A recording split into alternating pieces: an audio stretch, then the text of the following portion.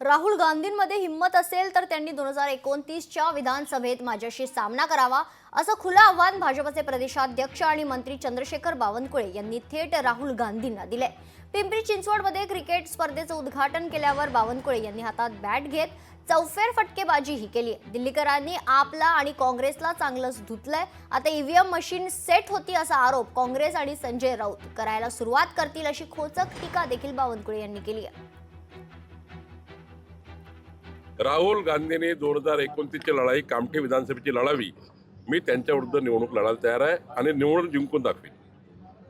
माझी जनता, आमचे कार्यकर्ते प्रचंड निष्ठावान आणि जनता प्रामाणिक आहे। माझे 1.5 लक्ष परिवाराची घरगुती संबंध आहे आणि त्यामुळे कामठी विधानसभेबद्दल राहुल गांधींनी बोलू नये।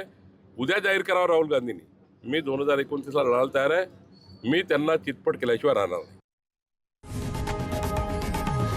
लोकशाही मराठी ऐका, पहा, जागरूक रहा।